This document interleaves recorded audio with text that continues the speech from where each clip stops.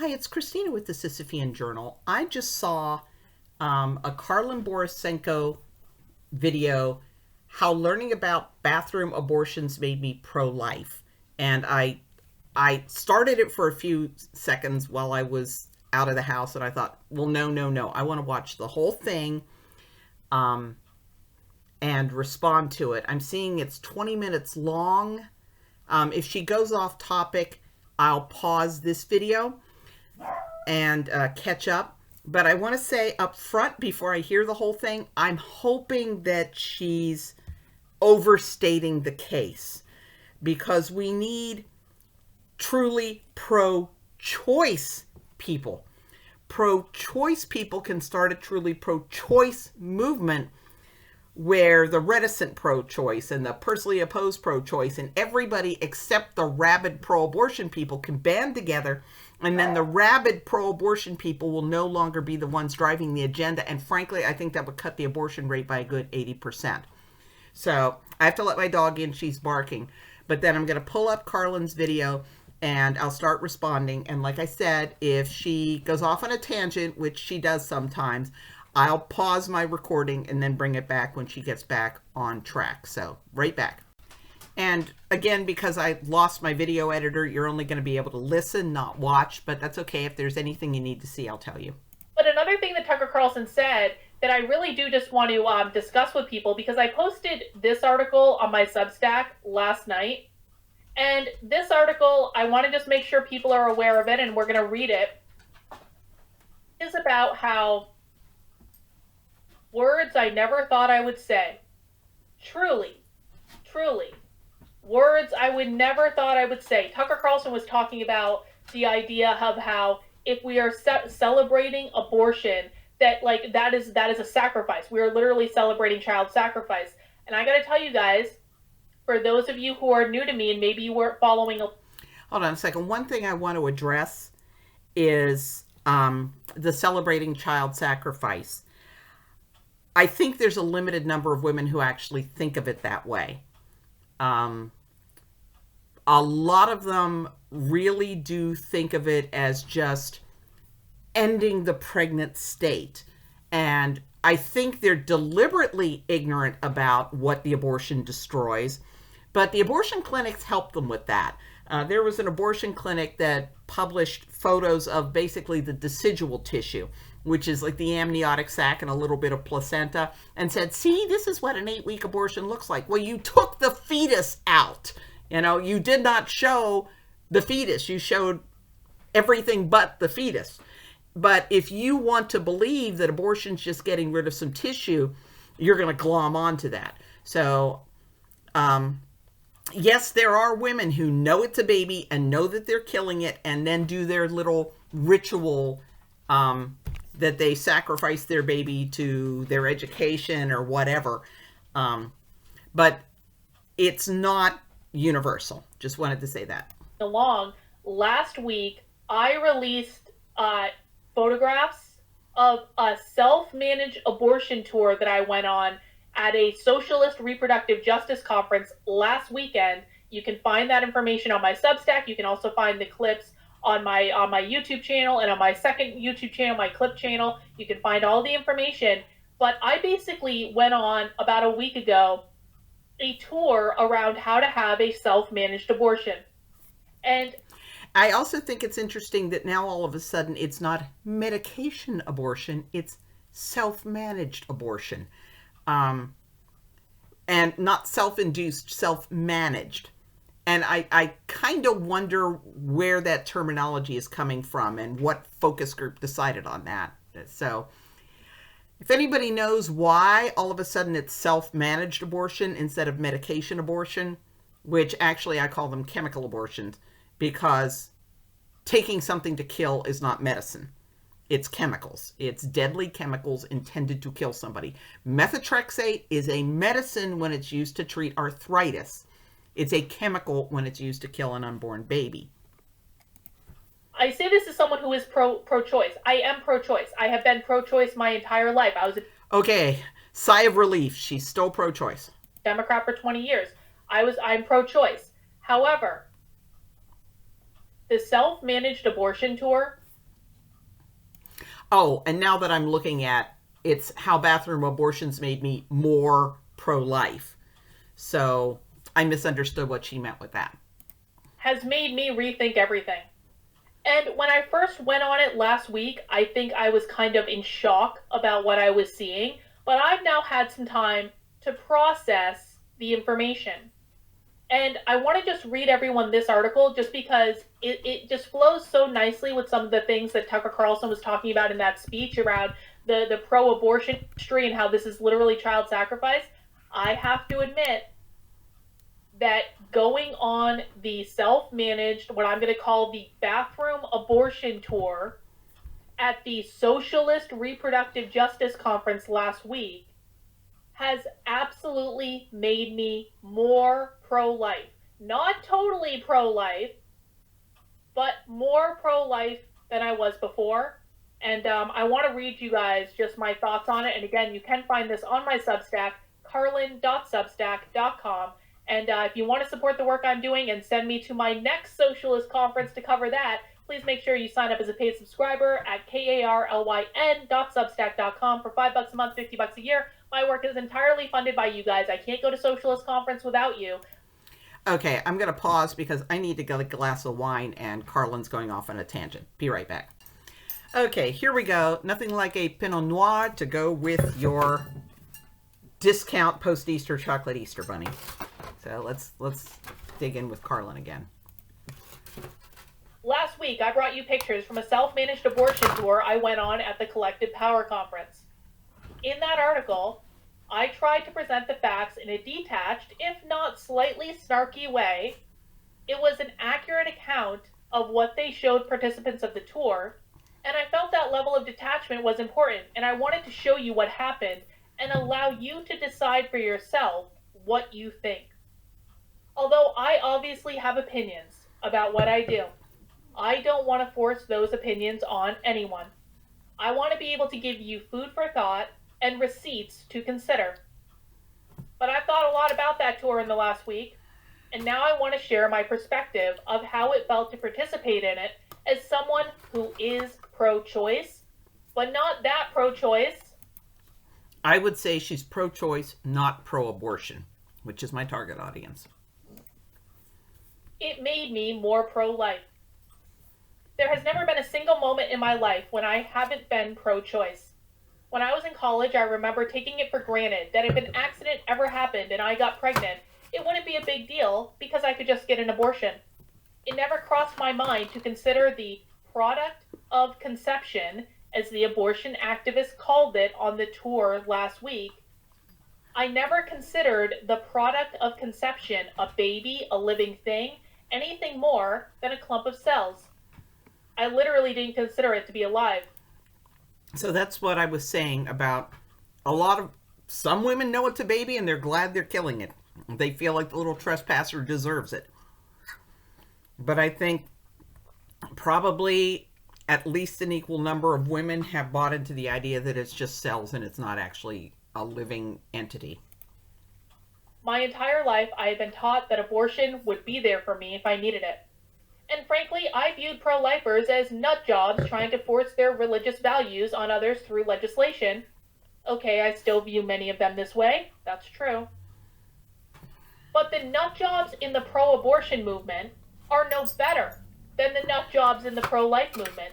And last weekend, they made me do something I never thought I'd do. They made me consider being pro-life. And I hate them for that. I really do. I hate that the pro-abortion people have pushed the envelope so far that I really feel like the only sane option is to join a team that I loathe because they are actually the most humane choice. I would like to remind you, Karlyn, that the pro-lifers aren't just the most humane toward the baby. We're a lot more humane toward the mother.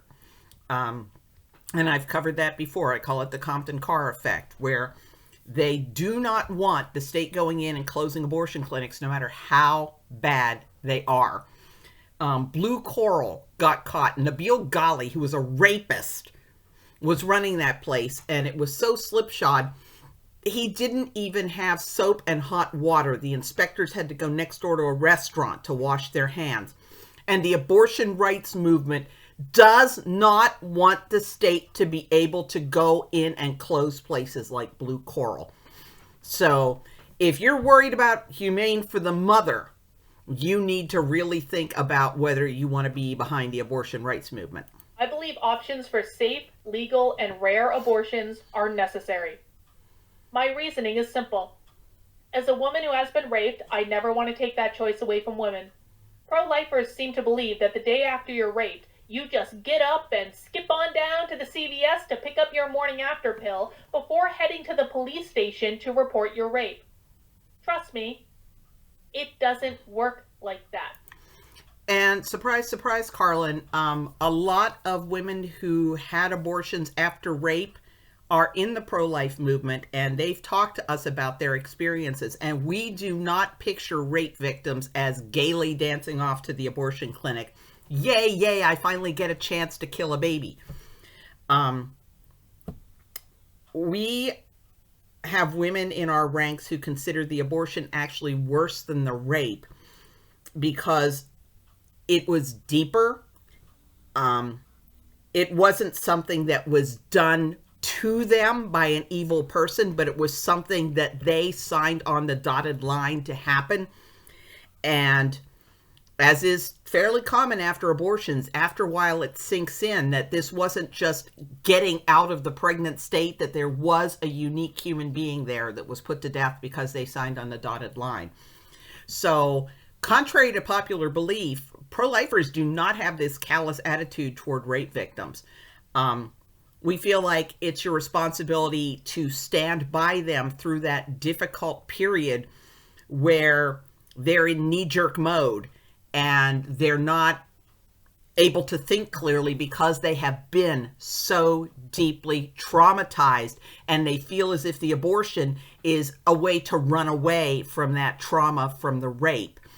And we feel that it's our job to walk with her through that and help her to turn what the rapist meant for evil into something good, a new baby. There is nothing in the universe better than a new baby.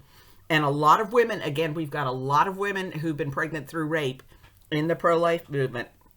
And those who have chosen to have their babies say that it was such a triumph, that it was like just kicking that rapist right in the nuts. You know, he meant this for evil and I turned it into something good.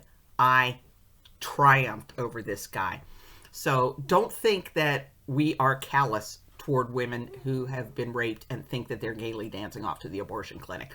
Maybe a few fluky weird ones do, but the vast majority of us don't. And I say that as someone who couldn't get out of bed for days, and it took probably 3 months for me to process what happened to me when it happened. If you only make exceptions for women who have been raped, if you're legislating against abortion and you say, okay, all abortion is banned except for cases of rape and health of the mother, if you only make exceptions for women who have been raped, then what's going to happen is a lot of innocent men are going to be accused of rape.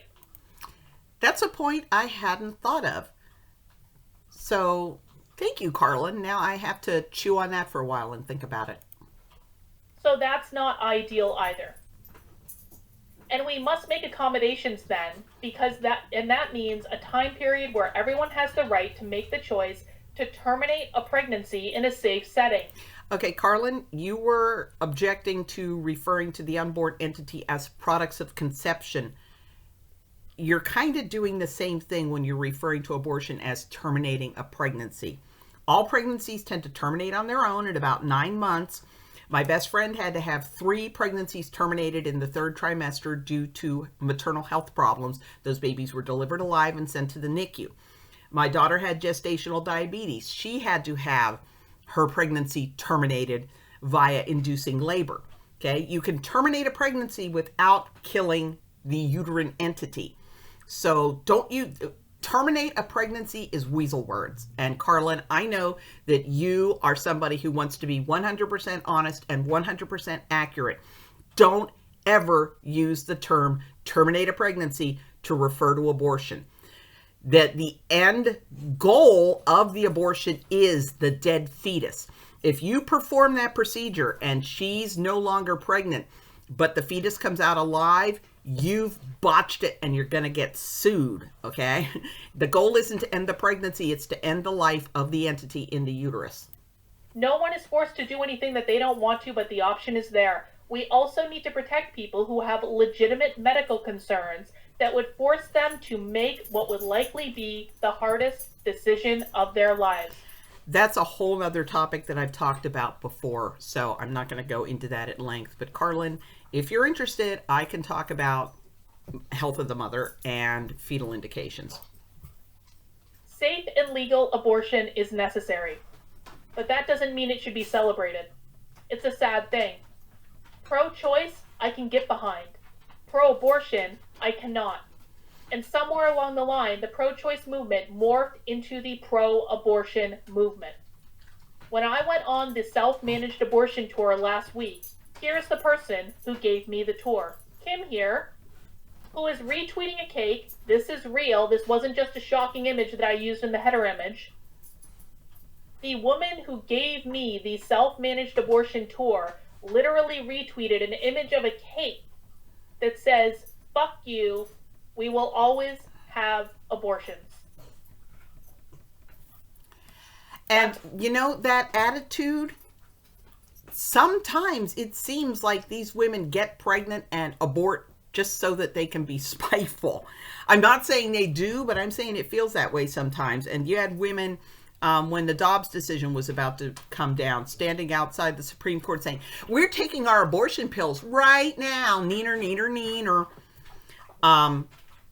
It's like the whole reason they're doing it is to spite the pro-lifers. And if, as I've theorized, the abortion movement has become a mass formation, it is at the point where a lot of what they're doing is out of sheer spite to go against the enemy. That they will do things not because they think it's good, but because they know we think it's bad. It's a real post. She was a nice enough lady on the tour, but that's a literal cake celebrating abortion. That's gross. Who does that?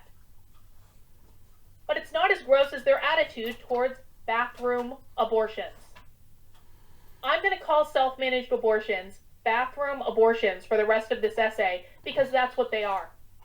You are literally expelling a product of conception into the toilet in your bathroom. Remember, this is the lady who gave me the bathroom abortion tour, literally wearing the name of the abortion pills on her t-shirt to celebrate them.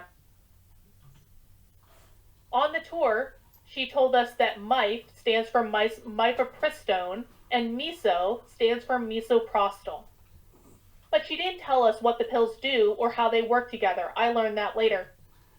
Mifepristone kills the baby you're carrying. And after it's dead, misoprostol forces you to have contractions to force the product of conception from your body. You have severe cramps as this is happening, much worse than the average period. I've elaborated on this before. I believe it was Suzanne Popama. I was listening to a National Abortion Federation meeting tape. And it definitely was a high-profile female abortion practitioner. This was back before RU486 was readily available in the U.S. And at her clinic, they were doing clinical trials. And she talked about how hard it was to get her front desk staff ready to cope with women coming in for their follow-up appointments with blood running down their legs, pooling in their shoes, and then overflowing onto the floor. That's the kind of bleeding that they had to get the front desk staff used to because it was to be expected. The abortion activists call this pregnancy relief and a ritual of release. And I'll show you evidence of that in a second. That's quite literally what they call this. A ritual of release. As someone who practices the art of woo, I've done plenty of rituals of release. Okay, I don't know what the art of woo is. I'm hoping Karlyn explains that. I've done rituals to release anger, heartache, negative feelings, even cord cutting rituals to release individuals from me and me from them. I suppose you could call a bathroom abortion a cord cutting ritual.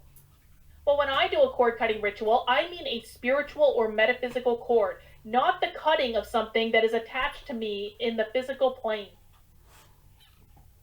When you do your ritual of release of the product of conception, the guy told me that the bleeding is more than a normal period.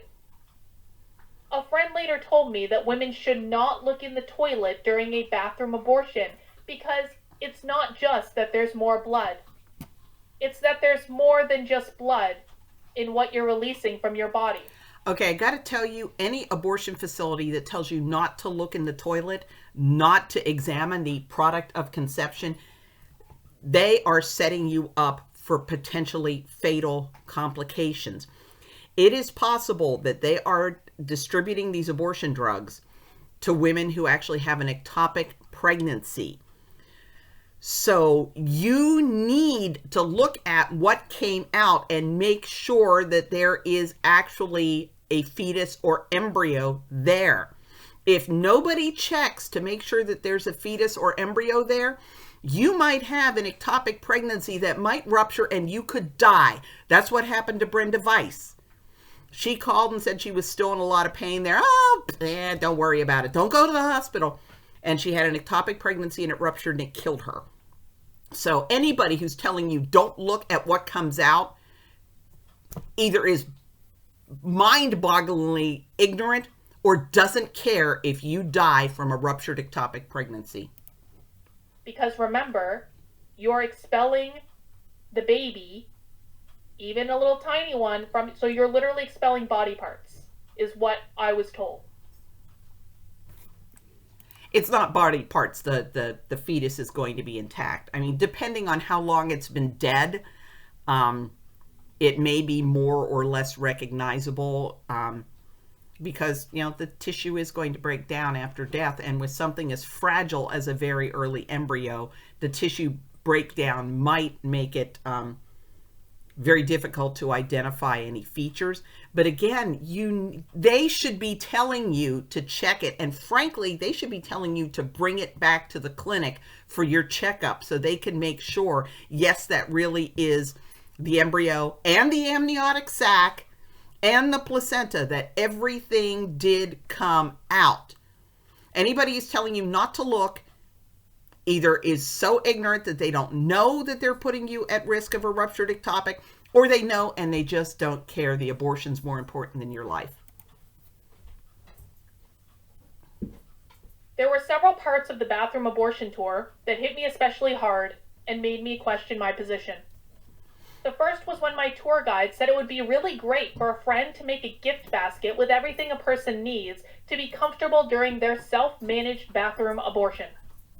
She pointed us to this list of items, including PJs, herbal tea, a calming playlist, etc., that any pregnant person planning a bathroom abortion would love to have, and suggested that we craft gift baskets in order to be a good ally.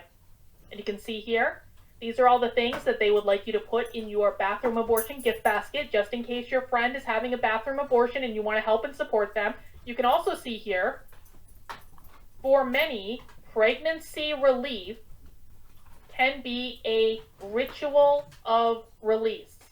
So I'm not exaggerating when I say they're calling it that, because it's literally on their signs. Karlyn, they've called it a sacrament. I kid you not. And nevertheless, despite the fact that they're calling it a sacrament, there are people who are supposedly Christians who still back organizations that call abortion a sacrament, something that is sacred to Christians. And in order to be a sacrament, there has to be a spiritual component, a material component such as water or wine, and there has to be a specific instruction from Jesus to do that thing. So by calling abortion a sacrament, they are claiming that Jesus specifically said that women should be aborting their babies. that are literally in the self-managed bathroom abortion tour that I got last weekend. A gift basket for a bathroom abortion. That doesn't seem celebratory to me at all. The next thing that gave me pause was the idea of an abortion doula to hold your hand during the abortion. So on the self-managed abortion tour, we came to the bathroom, which is, of course, is the main event of where the bathroom abortion takes place, because you're constantly sitting on the toilet, bleeding out the product of conception. And in the self-managed bathroom abortion tour, they had a stool next to the toilet and a sign that said, an abortion doula for everyone having an abortion. With a heart. A doula is supposed to help pregnant women through the process of bringing life into the world. An abortion doula comforts a woman as she kills life.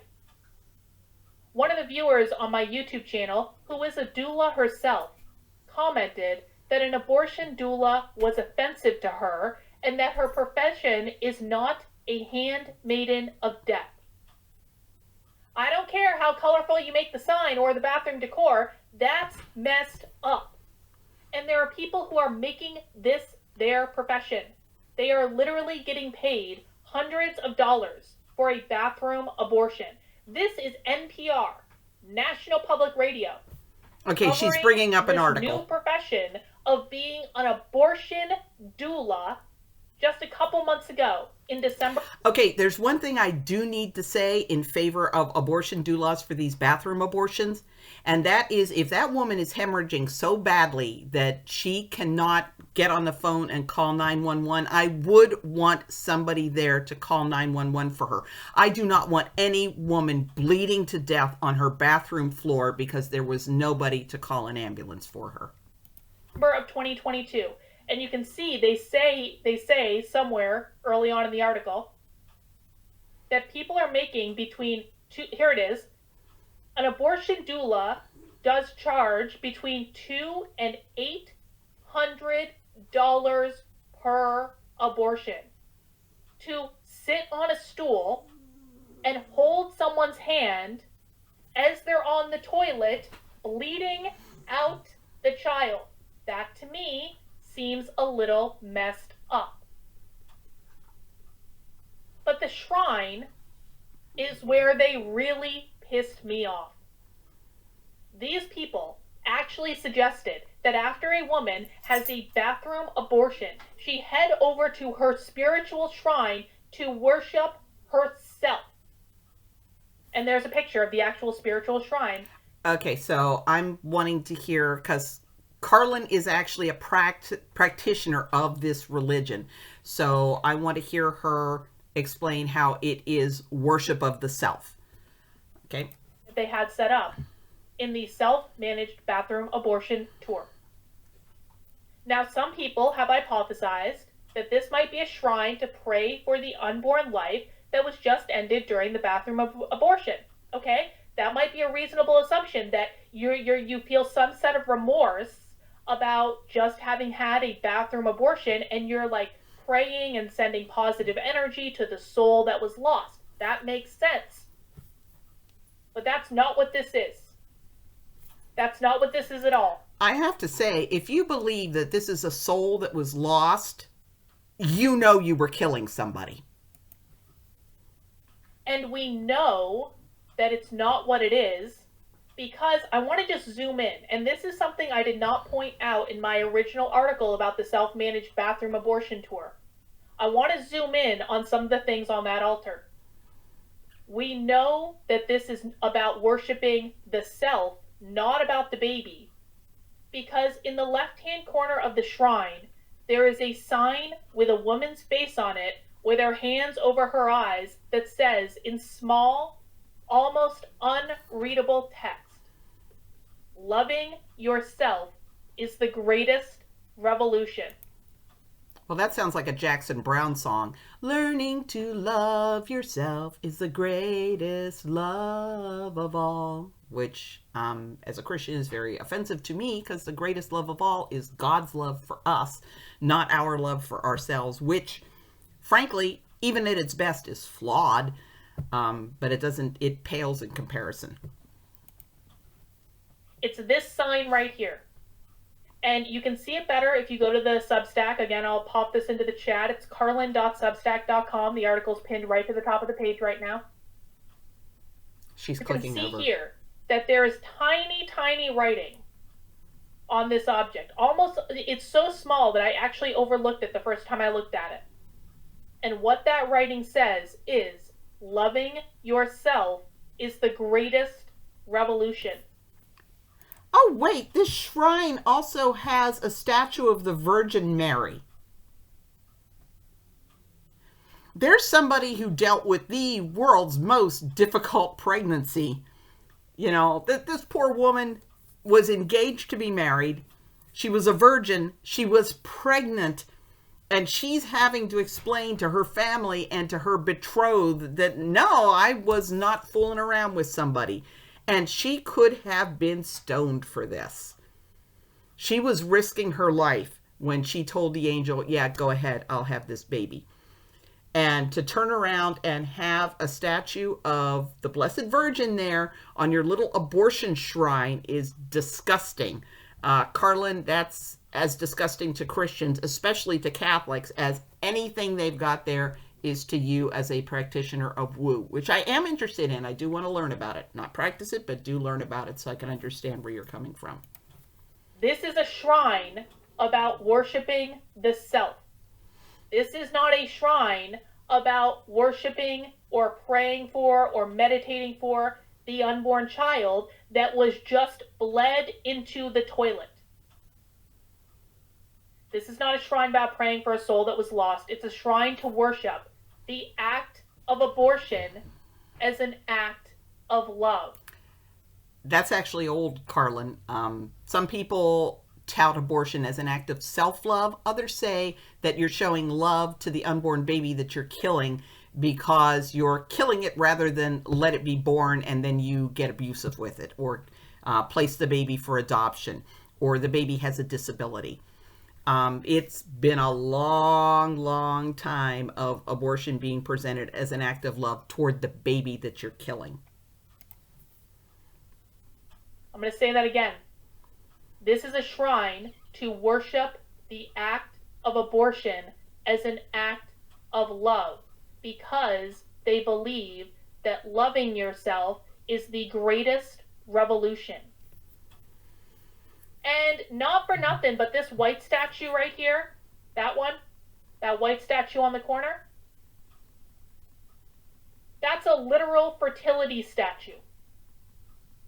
They have a literal fertility statue. And yes, there have been women, and I forget who wrote the article about it, women who would get pregnant on purpose just to make sure they were capable of conceiving, with the intention of then, after being reassured, aborting the baby because they didn't actually want the baby. They just wanted to verify that they were fertile. On the self-managed abortion shrine. You can't make this stuff up. I almost ran out of the room when the tour was over. That's the truth. I haven't talked about this publicly, but that was one of the last stops on the tour. I almost ran out of the room. By the time we got to the spiritual shrine to worship yourself after your bathroom abortion, I was beginning to feel physically ill. When the tour concluded, I almost ran out of the room. I never took it seriously when someone said pro-abortion activists were a death cult. But it's true. They're a death cult. They celebrate abortion. They glorify it. They make it into a group activity. They build literal shrines to it. It is their ultimate sacrament. They are literally the high priestesses of abortion. That's sick. And I can't get behind any push to normalize this. So where does that leave me? I'm still pro-choice because I will never throw rape victims under the bus. Thank you, Karlyn, for still being pro-choice. Oh, sweat off the brow there. But I refuse to join a death cult. And I don't know if we exist in a world where we can ever get to a reasonable compromise and return to safe, legal, and rare. So I guess I got to tell you, Karlyn, it never was safe, legal, and rare. That was a slogan, but it was never the reality. The reality has always been of the safe, legal, and rare. Legal is non-negotiable. Safe is preferred but optional. And rare is absolute anathema. Rare abortion is like, to the pro-abortion cult, that is like garlic and crosses to a vampire. And one really good example of that is the Centers for Disease Control did a study of abortion rates in various counties in the state of Georgia. And they noticed that the abortion rates were much higher in the cities than they were in the rural areas. Now, you would think a rational person would say, what are they doing right in the rural areas that women aren't feeling they need to resort for abortion? No, they called for efforts in the low abortion counties to educate women as to the availability of safe, legal abortion. And there was no reason for this other than a low abortion rate. It wasn't like, there were huge numbers of abortion complications. Pregnancy complications, because these poor women in these counties weren't getting safe, legal abortions. No, it was just they wanted to bring the abortion rate in the rural counties up to the high rate that they had in the urban counties. I'm not making that up. Even the Centers for Disease Control, they want there to be more abortions. Rare abortion to them is a sign that they have not educated women enough. If the choice is between life or death, I choose life. There is no other reasonable option. It didn't have to be that way. So guys, that is my article about my personal feelings about going on a self-managed bathroom abortion tour at a far-left socialist reproductive justice conference last weekend. If you want to learn more about that, head over to Karlyn, KARLYN.substack.com. Okay, and I'm going to link to Karlyn's video so that you can watch it and you can see the illustrations, and also you'll have the link to her Substack. But Karlyn, salute! Thank you. Fantastic article, fantastic video. Kudos to you. Mega kudos.